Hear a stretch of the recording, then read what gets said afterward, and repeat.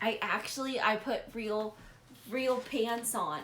But look, I always have crazy socks because I don't know how to live without crazy socks. Hi everybody, Rachelle Jones, Lunch Live 11:45. So again, I have both Zoom and Instagram going. And oh yeah, look, you can see I have regular pants on. So there it is. I noticed I need to adjust that. No, that's okay. That's fine. Hi, Patty. Thanks for joining. All right, everybody. So the first thing I'm wondering is, well, I'll do an update for me, and then I'm curious. Actually, we still have a few minutes letting people log on. So if you're already here, thank you for just being so prompt. My goodness, that's wonderful. But I'll give another minute or two while we're waiting for everyone to join in. So we have both, what do I have this? Zoom and Instagram Live going. And then I think, I don't know, one of my kids said they wanted to come in today, so we'll see. Oh, that was another thought I had. I have all these thoughts running through my brain today. It's noisy in Rochelle's mind. All right, so it's 43. I think we can go ahead and get started. My first thought is, well, before I ask you, I'll tell you, around here in our home where my husband still works in the public. He was here with us last Friday, actually, so you might have seen him. That's available on YouTube if you want to see that. First, before we get started, just thanks for joining. Hi, Marta. Thank you for joining. Thank you for being here for Lunch and Live 11:45. We're doing it on Tuesdays and Fridays now. If it's easier for you to Zoom in, it's just audio only, no video. That's available. The link for Instagram is on my bio, so you can Zoom in if that's a little bit easier for you. Again, it's just audio, no video, so kind of like protecting people's privacy there a little bit. And I just find it easier to speak than text, so that's why we have the Zoom going. So eventually these get posted to YouTube, so when you find them, when they get posted, when I make you aware of that, please like and subscribe and share to that YouTube channel. It's really helpful to spread information. Like I say, grief recovery is the only scientifically proven effective method in existence. So what you hear is really helpful, just in life. In all cultures, grief recovery is on every continent except for Antarctica. So what you hear, you can trust it's real. It's been around for over 40 years. I'm testing Nana's phone, trying to get it set up. Okay, I hear you over here, but I don't see you, so that's correct. It's working. I hear you. Nicole, I don't hear you though. But I know you know how to unmute yourself if you need to. Okay, so first, just a little check-in. How's everyone doing? What's happening? For me, my husband's still working.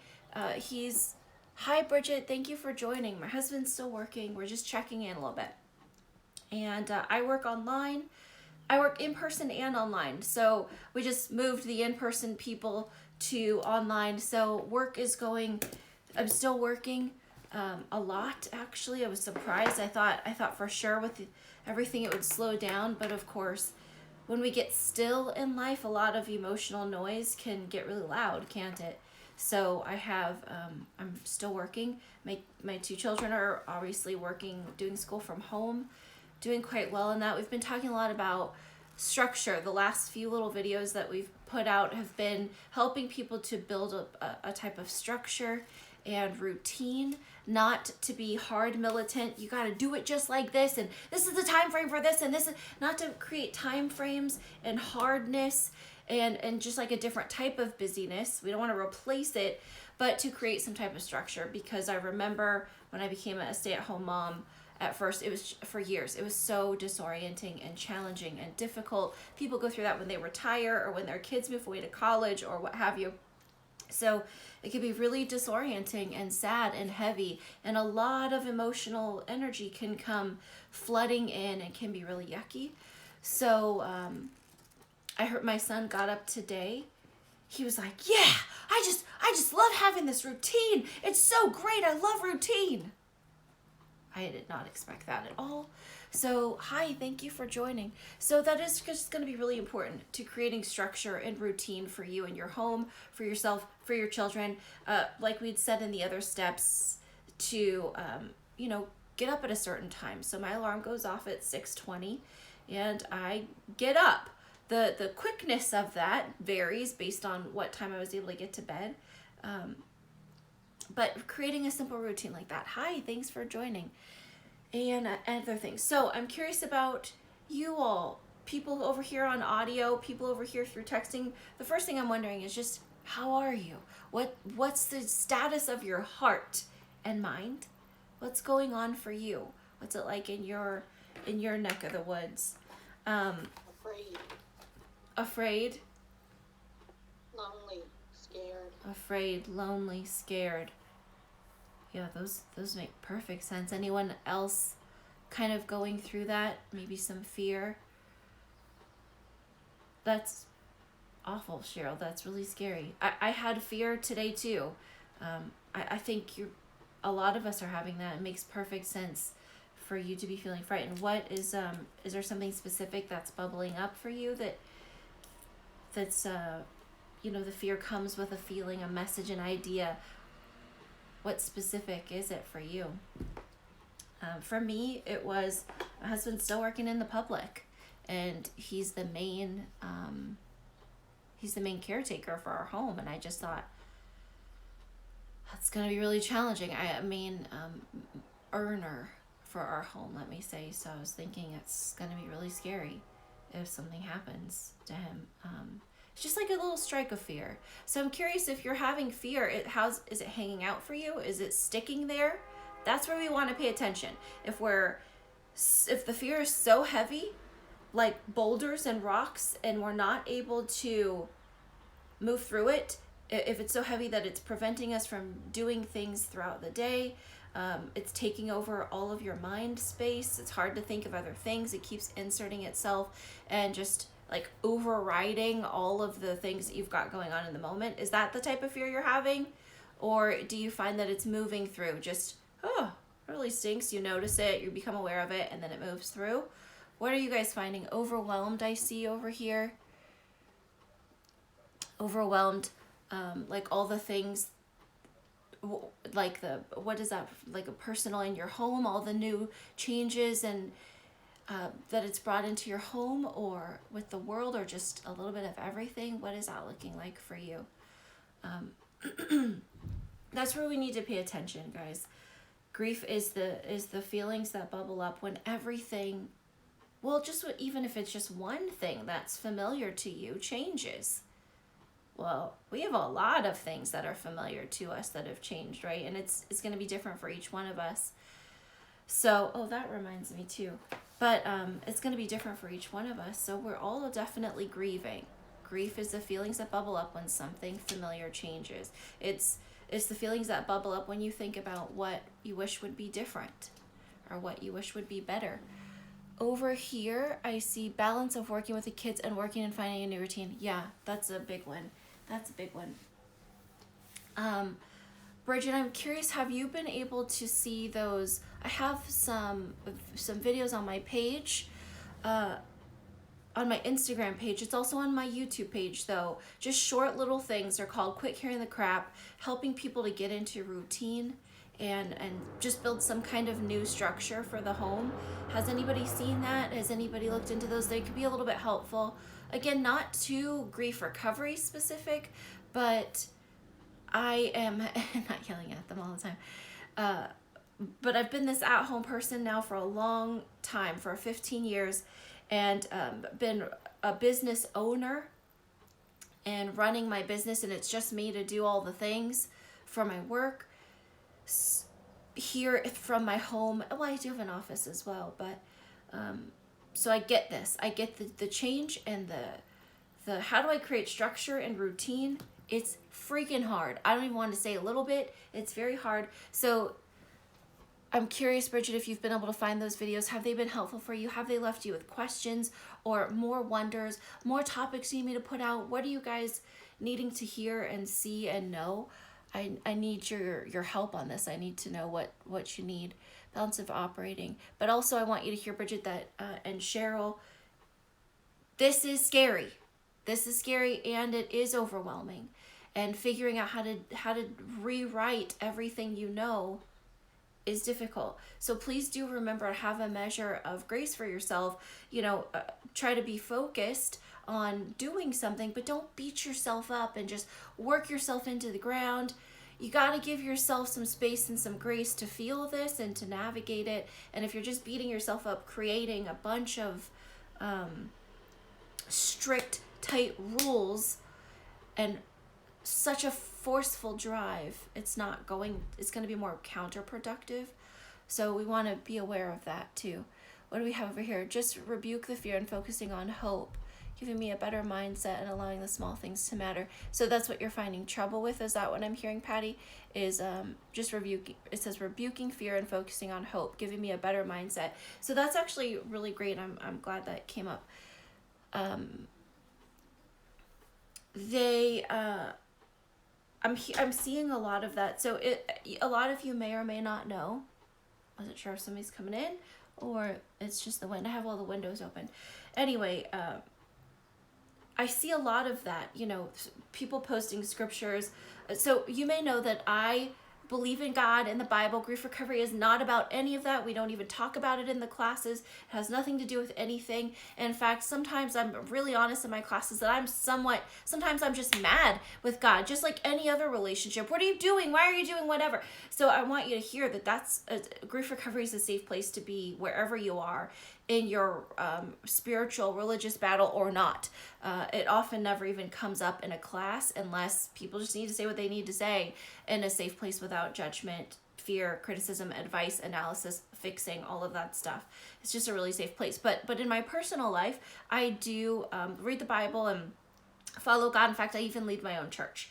So what I want you to hear, though, is there's a lot of scripture being posted out there and about kind of like rebuking fear or putting fear down. And I just want you to also hear that fear is very normal. There's nothing wrong with us for having a measure of fear when we enter into a situation we've never been in before, even if it's something similar to what we've been in before. It's okay to have fear. It's part of our being human. It's part of our experience. So just, if you happen to read the Bible and you're trying to override your emotions, your fear, by just telling yourself to think of good things, or just telling yourself to have hope, or just telling yourself to have faith, or just telling yourself to have trust. I just want you to hear that's very much along one of those myths of replace the loss. We can't replace one mindset with another. We can accept both as true, but to replace one entirely with another doesn't work. And so that's where we start falling in the myths, and the myths bounce around. They're all over the place. So just for those who are in that type of situation, just think of Jesus as he's going up to the cross. He absolutely had fear. Please don't make me do it. But then he also walked through his fear, didn't he? But it's not my will, it's yours. So I want you to hear, as humans, guys, we're allowed to have fear. That's great. Now, what I want you to pay attention to is if it's paralyzing you, if it's preventing you from moving forward in some way, that's where we need to pay attention to it. We might want to consider some additional steps. Pause is step one and figure out what is really scaring me. What am I afraid of? If you need to write it out and get better clarity, that's great. You can always call me. Like I said, I do work online, so I can help you walk through a lot of that, because just replacing one mindset with another is not going to work. At the very best, at least accept both of them as real and valid and true.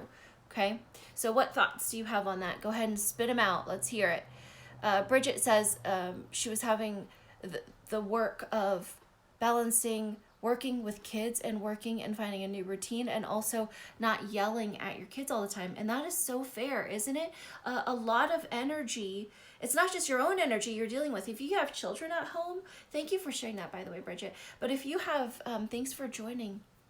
So if you have kids in your home, or just another human in your home, it could happen when you're by yourself too, but you're not just dealing with your own energy. You're dealing with a whole nother human's energy and a whole nother human's, depending on how many people are in your home. And that's a lot of energy to just have in the four walls of your home, called a box, the box of your home.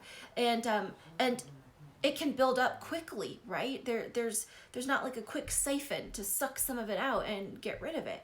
So it would be good if any of you here have your grief recovery method steps. First of all, let's just be remembering that we are human and our feelings are normal, and so are our little people's too, and the I can't do it all. Realize when you're building up, when the energy is like, getting close to explosion time. Realize that. Catch yourself and go for a walk. Scream into a safe place. Maybe you scream into your closet. Maybe you scream into your pillow. Maybe you just need to go outside and have it out with God. Whatever you choose, with the universe, with the whatever you choose, whatever's right and true for you. But maybe you don't want to have the explosions, maybe as frequently. So then again, we can look at some grief recovery actions to do grief recovery method work. If you've already been through a grief recovery method class, we can do some alumni work, which is much shorter than an 8-week class, and work on some of the energy that's building up to keep us down. You're still human. I'm still human. We're still going to have our moments, but it really is so helpful if we are able to do some grief recovery method work.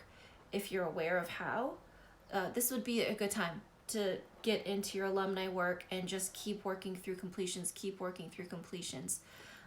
That would be huge. And also being sure, grief comes in, it's hiding in the unsaid emotional communication, or the unsaid emotional stuff. So it's also hiding in hopes, dreams, and expectations that don't get met. So we place a lot of expectations on how we expect our kids to act, how we expect our work to go, how we expect our relationships and partners to behave, how we expect other people's to behave. And when they do something that doesn't line up with how we thought it was going to go, if they do something that doesn't line up with what we were expecting to see from them, or what we were expecting in that moment, it produces a lot of energy inside of us, and that energy is called grief. So it's good to be aware of when we're having a lot of buildup of expectation. Did we communicate that? And depending on the age of our kids, we can communicate it all day long, but they're not going to be able to meet all of our expectations, right? So if we keep placing expectations on others, plus we keep placing them a little bit higher than is correct for the situation, we're creating our own grief on the inside. And so that could be really just disorienting and heavy and lead to some explosions. I'm really great at exploding every once in a while, not too often, but every once in a while, and then I realize, shoot, there was some grief work in there that I didn't complete, and I didn't even realize it was really bothering me until I'm exploding. Who else has something like that? Who else is going through finding little explosions? What are we noticing? You're all muted over here on Zoom, so know that I can't hear you. Either text or type. You can chat. I can see your chats, but also you can speak. So share your feedback. That's the benefit of being on Zoom. If you prefer Zoom, the link for that is up in the bio on Instagram. Cheryl, what you got? I see you unmuted. I feel angry towards the patients that are coming in that aren't even hurting for chiropractic adjustments, and just chancing it. It just makes me very angry. Yeah. Maybe also afraid too, as though they're not caring about you. Yes, or anyone else. Just act so nonchalant, and it's just not an easy feeling. Yeah, that's perfect. Thank you. I'm hearing in that not feeling safe, a loss of safety, and a loss of trust, a loss of protection. That hurts. Those are big losses. Loss of control. I have no control over all of this. Yeah. I have to work. I have to be treating patients. I have to come home to my mother who's 70. I have to. It's just a lot. Yeah.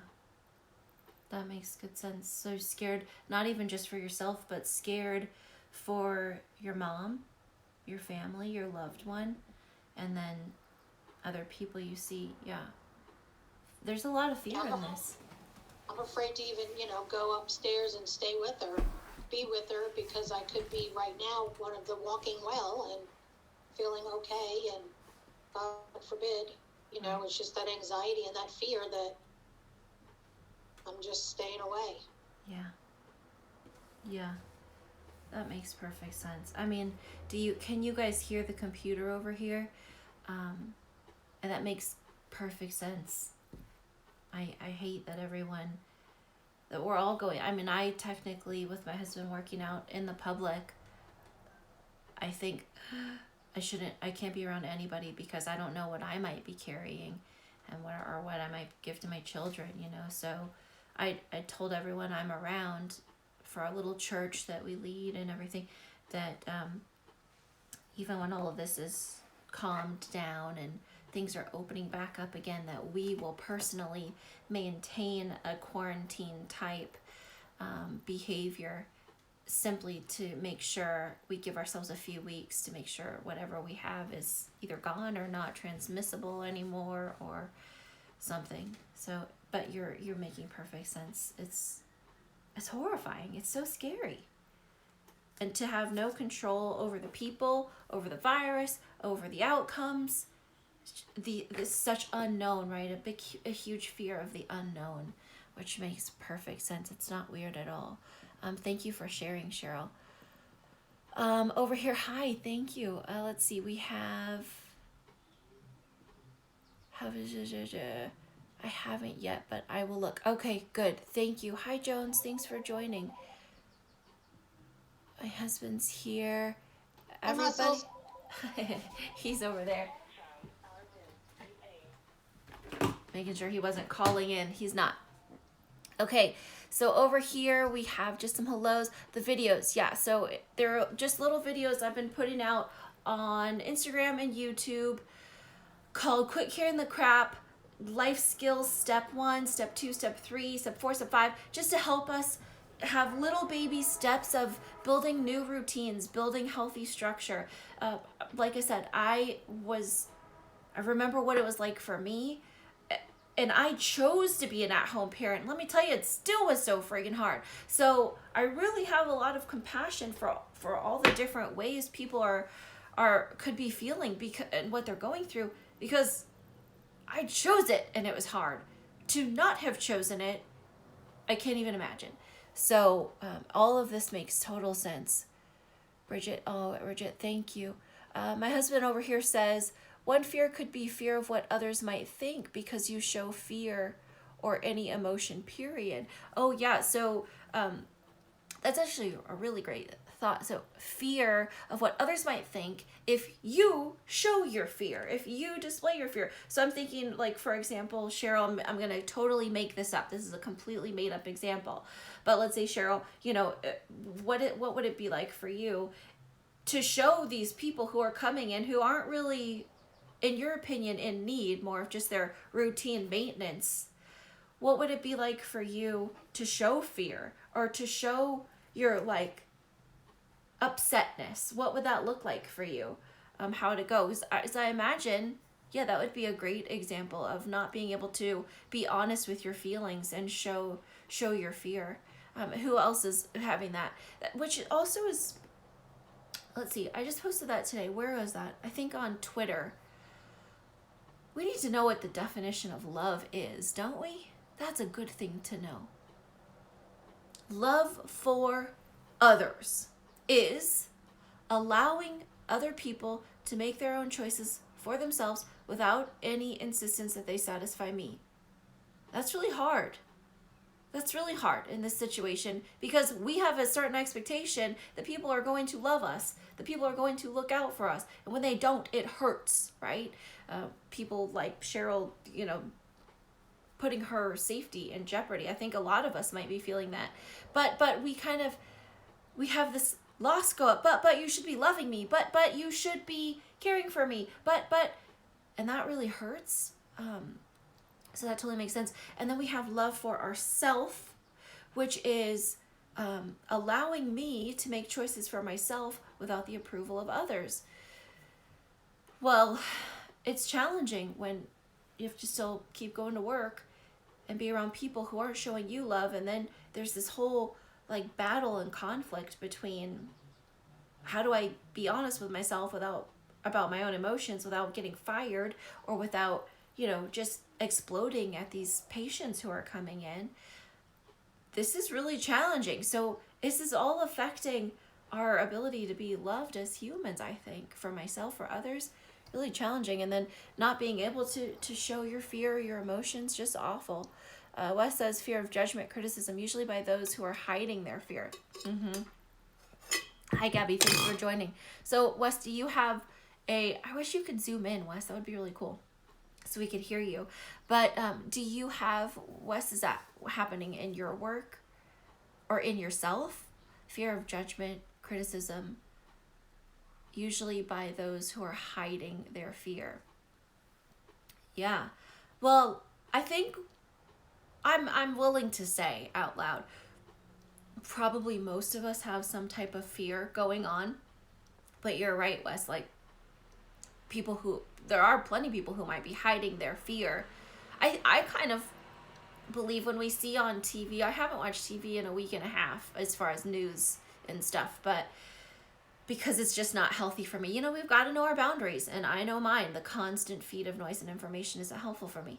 But I kind of am wondering then, Wes, based on what you're saying, the people who are all going out and partying or just being out and about, is that their way of mitigating or managing or lessening their fear in their mind? Is, I'm not afraid, look at me, I'm gonna go out, I'm still gonna have a good time, I'm still gonna do whatever. Also, STIRBs, do we remember STIRBs? Short-term energy relieving behaviors. What are you guys finding? How are you STIRBing? Short-term energy relieving behaviors, they work, but only for short term. I've got major ones You've got major ones that you're finding still that are, yes, popping up. And one of my concerns is, am I taking enough precaution in other people's eyes? I mean, I probably have no fingertips or fingerprints left on my fingers because I'm wiping with Clorox wipes after anything is touched or, but I still think in my mind, what if somebody comes down with it and they think, oh, well, she didn't wipe this? Or, the one time she was wearing one glove instead of two, or just something like that, fear of being judged by somebody. Yeah, fear of judgment. Fear of judgment. Yeah, that's a really challenging one. I mean, that's everywhere, right? Are we getting it too? Let's say for Cheryl, I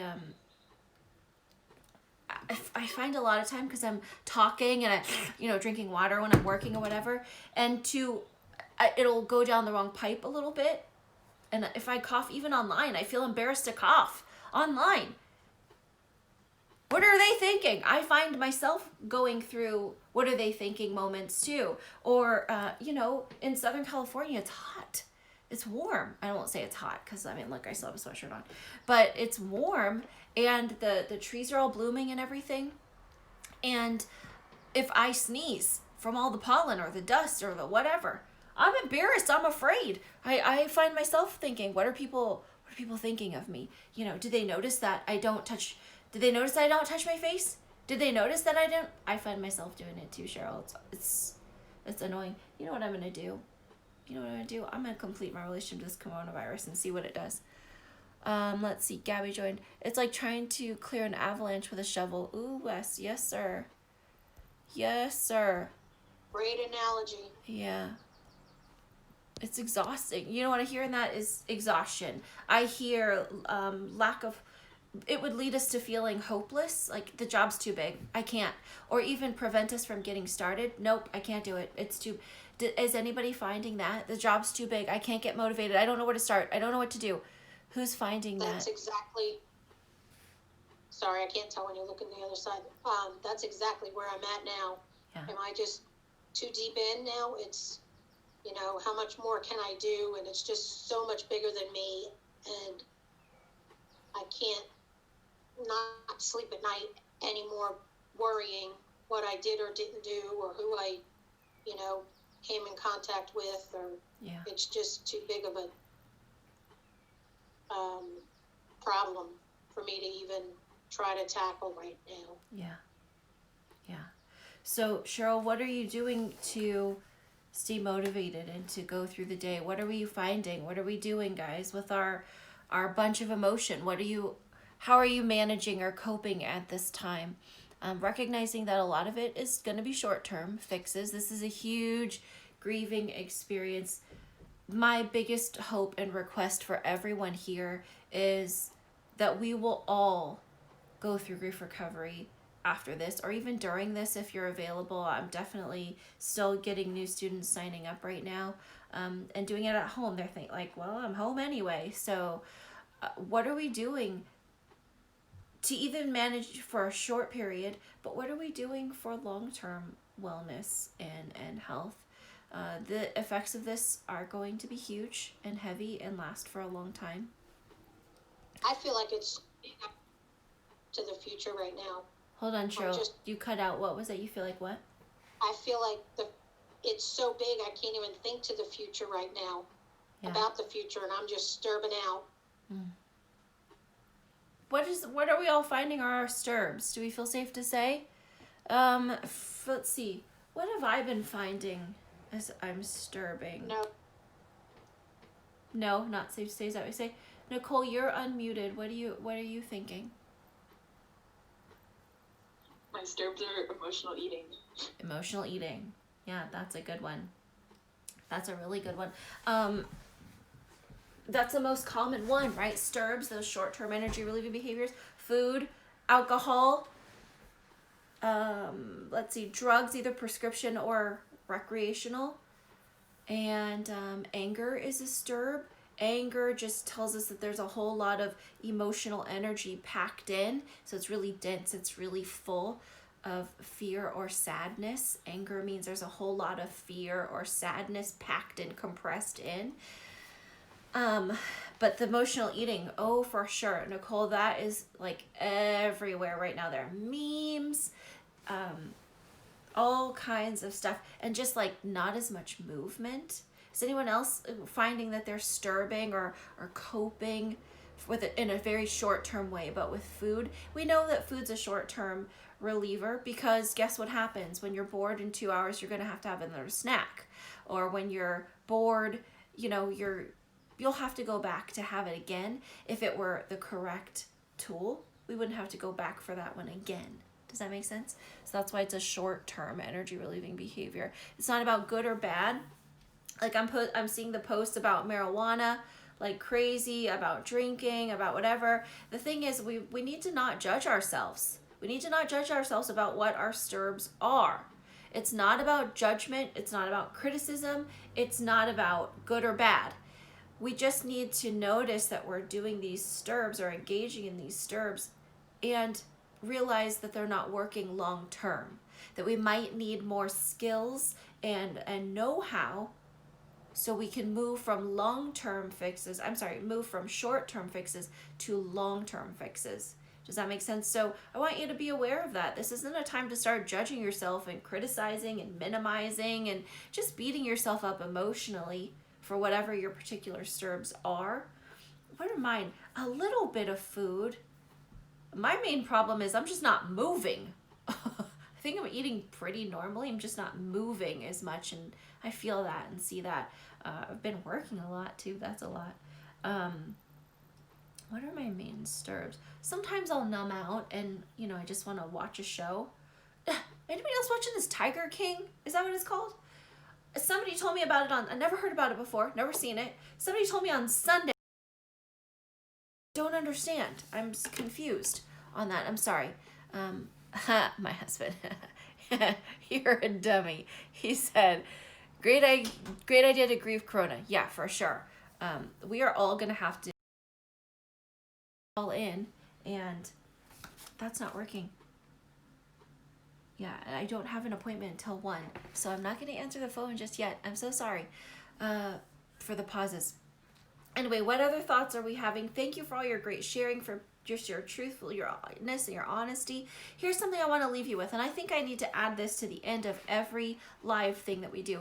So grief recovery helps us deliver know how to find and also know how to deliver in a very safe and effective way all the unsaid emotional communication. So, unsaid emotional communication. There's a lot. It's hiding in all the categories that we wish would be different, all the moments, all the pieces of our life that we wish would be different. What we wish they would have done differently or said differently, what we wish we would have said or done differently. It's hiding in all the moments of our life that we wish would have been a little bit better. It's hiding in all the hopes, dreams, and expectations that don't get met. It's also hiding in the moments that we wish we had more of, which a lot of that is happening there too. So we can't do all of grief recovery in a split second, right? It's 8 classes. It's 8 90-minute classes that we do online. I can't pack all that into these live sessions. Plus there's some homework that needs to go along. Hi JC, thanks for joining. But what I can tell you is this. We need to start taking some sort of action. The first thing you're going to need to do is just recognize that you have feelings going on inside of you. Become aware of them. Don't push them away. Don't try to rewrite them with some other truth. You can have both truths. Don't try to erase one with the other. Hold on to both. They're both true and valid. Now, something I definitely want you to consider, just in the climate of the world, we have to be honest about, hey, we're carrying a bunch of emotional energy. What I can ask you to consider and hopefully follow through with is calling up your loved ones. Who is shooting through your mind? Friends, past relationships, whether romantic or otherwise, friendships, family members. Who is on your heart and mind? I would encourage you to call them and offer whatever's on your mind in the form of love, kindness, or apologies. Apologies. Only the bits that you want to take ownership for. I apologize for not calling you for 6 years. I apologize for leaving all this space and distance between us. I apologize for carrying, bitterness and resentment. I apologize for shouting at you that one time, embarrassing you in front of your friends. I apologize for not inviting you. I apologize for not being honest with you. I'm going to invite you to strongly consider and start taking action. If you want to feel different, this is one of the actions to take. Start calling people and saying the things you need to say in the form of kindness, goodness, love, or apologies. Okay? Only apologies. What you can take ownership for. Who understands this? I will stand by the fact that I said apologies only. Because if you do something outside of that, you're causing more grief in your life and in other people's life. Apologies. What you wish you could have said or done differently to the individuals. What you are thankful for. Thank you for loving me. Thank you for helping me feel safe. Thank you for connection. Thank you for friendship. Thank you for kindness. Thank you for that time you invited me. I felt wanted. Thank you for your warmth. Or apologies. Those are the only 2 categories. Do we feel this? Cheryl, you're unmuted here. What do you have? I love this idea. I love that you're putting this out there, and it's unfortunate, but you don't know what's going to happen. Life is unpredictable, and I absolutely love this idea, telling everyone to do this, because, as you know, I lost my grandfather last weekend, and if I could turn back time, I at least would have been able to have other thoughts and memories. Yeah. But I think this is great that you're recommending this for people. Thank you. Thank you. Cheryl, thank you for sharing about your grandfather. I'm so sad that's happened for you and that you weren't able to be there. I hate it. I just hate it. The ripple effects of this are giant. And I hate the way that it's affecting everyone's life in the painful, negative ways. You know, some people have found some ways that they appreciate too, and I have as well. That's not bad. That's okay to say. In fact, that could even be a grieving experience where people don't want to share what has felt kind of positive about the situation. You know, we can feel both. Just because we say positive out loud doesn't mean we aren't also feeling negative. We get, or sweet and sour is better versus positive and negative, but it's okay to feel both sweets and sours in the situation. That's what life is, and that's also what grief is. It's the conflicting feelings.